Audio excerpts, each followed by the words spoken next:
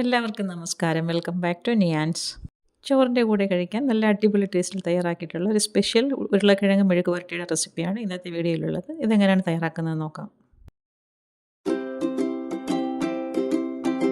ഈ മെഴുക്ക് പുരട്ടി തയ്യാറാക്കുന്നതിന് വേണ്ടി 3 ഉരുളക്കിഴങ്ങ് തൊലിയൊക്കെ കളഞ്ഞ് നന്നായിട്ട് കഴുകി വൃത്തിയാക്കി എടുത്തിട്ടുണ്ട്. ഇനി ഇതിനെ ഒന്ന് അരിഞ്ഞെടുക്കണം.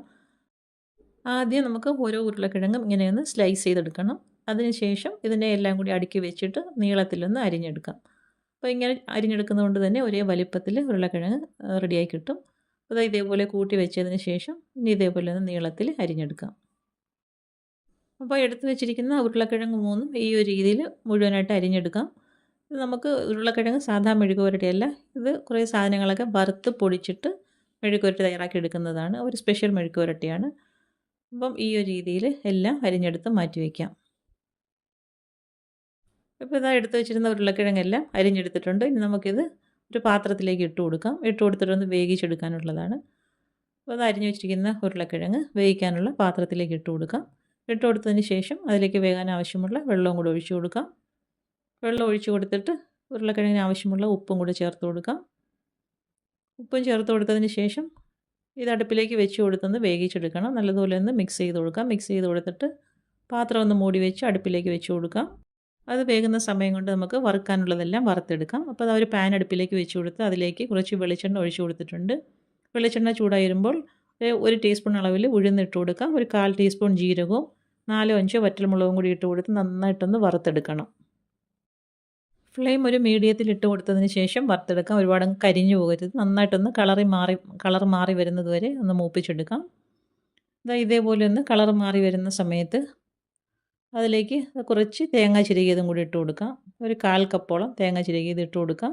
ഇട്ട് കൊടുത്തതിന് ശേഷം ഇനി തേങ്ങ മൂത്ത് വരുന്നത് വരെ ഒന്ന് ഇളക്കി കൊടുക്കാം. അപ്പോൾ തേങ്ങ എണ്ണയിൽ കിടന്ന് നന്നായിട്ടൊന്ന് മൂത്ത് വരണം.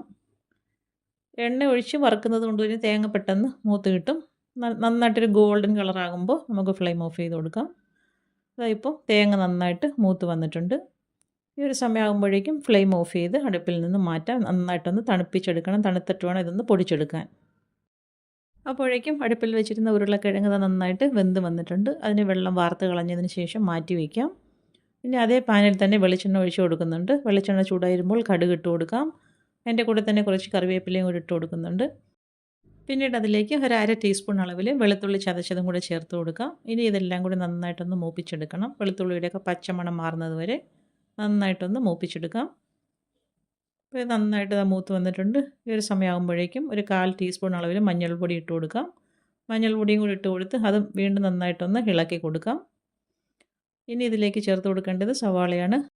ഒരു പകുതി സവാള നന്നായിട്ട് കനം കുറച്ചരിഞ്ഞ് ഇതിലേക്ക് ഇട്ട് കൊടുക്കാം. ഇട്ട് കൊടുത്ത് നന്നായിട്ടൊന്ന് വഴറ്റിയെടുക്കണം. അപ്പോൾ വലിയ സവാളയുടെ പകുതിയാണ് ചേർത്തിരിക്കുന്നത്. ചെറുതാണെങ്കിൽ ഒരു സവാള ചേർത്ത് കൊടുത്തോളൂ. അപ്പോൾ സവാള നന്നായിട്ട് ഇനി ഒന്ന് വഴണ്ട് വരണം. അത്രയും സമയം നമുക്കിതിനെ ഒന്ന് ഇളക്കി കൊടുക്കാം. അപ്പോൾ സവാള ഏകദേശമൊക്കെ ഒന്ന് വഴണ്ട് വന്നിട്ടുണ്ട്. ഈ ഒരു സമയത്ത് ഇതിലേക്ക് ഇനി കുറച്ച് കുരുമുളക് പൊടിയും കൂടി ചേർത്ത് കൊടുക്കാം. ഒരു 1/2 ടീസ്പൂൺ അളവിൽ കുരുമുളക് പൊടിയും കൂടി ചേർത്ത് കൊടുക്കുന്നുണ്ട്. വീണ്ടും ഇത് നന്നായിട്ടൊന്ന് വഴറ്റി കൊടുക്കാം. അപ്പോൾ ചേർത്ത കുരുമുളക് പൊടിയും കൂടി നല്ലതുപോലെ ഒന്ന് മൂത്ത് കിട്ടണം. ആ ഒരു സമയം അത്രയും നല്ലതുപോലെ ഒന്ന് വഴറ്റി കൊടുക്കാം. ഇനി ഇതിലേക്ക് നമുക്ക് വേവിച്ച് വെച്ചിരിക്കുന്ന ഉരുളക്കിഴങ്ങ് ചേർത്ത് കൊടുക്കാം. അപ്പോൾ ഉരുളക്കിഴങ്ങ് ചേർത്ത് കൊടുത്തതിന് ശേഷം നല്ലതുപോലെ ഒന്ന് ഇളക്കി കൊടുക്കാം. അപ്പം മസാലയും ഉരുളക്കിഴങ്ങും എല്ലാം നന്നായിട്ടൊന്ന് യോജിച്ച് കിട്ടണം. അപ്പോൾ ആ ഒരു രീതിയിൽ നല്ലതുപോലെ ഒന്ന് ഇളക്കി കൊടുക്കാം. ഇപ്പോൾ ഉരുളക്കിഴങ്ങും മസാലയൊക്കെ നന്നായിട്ടൊന്ന് യോജിച്ച് കിട്ടിയിട്ടുണ്ട്. അപ്പോൾ ഈ ഒരു സമയത്ത് നേരത്തെ നമ്മൾ വറുത്തത് മിക്സിയിലിട്ട് പൊടിച്ചെടുത്തിട്ടുണ്ട്. അപ്പോൾ ഇതേപോലെ പൊടിച്ചെടുത്തത് അതിലേക്ക് ഇട്ട് കൊടുക്കാം. അപ്പം മസാലയും കൂടി ഇട്ട് കൊടുത്തതിന് ശേഷം വീണ്ടും നല്ലതുപോലെ ഒന്ന് ഇളക്കി കൊടുക്കണം. ഇപ്പോൾ ഈ പൊടിച്ചതും കൂടി ചേർത്തിട്ട് നന്നായിട്ടൊന്ന് ഇളക്കി കൊടുക്കാം. അത് ഈ ഒരു രീതിയിൽ നന്നായിട്ടൊന്ന് മിക്സ് ചെയ്തെടുക്കണം. അപ്പോൾ ഇത്രയേ ഉള്ളൂ നമ്മുടെ ഉരുളക്കിഴങ്ങ് മെഴുക്ക് പുരട്ടി. എന്തെങ്കിലുമൊക്കെ നനവൊക്കെ ഉണ്ടെന്നുണ്ടെങ്കിൽ ഈ സമയത്ത് നല്ലതുപോലെ ഒന്ന് ഇളക്കി ഡ്രൈ ആക്കി എടുക്കാം.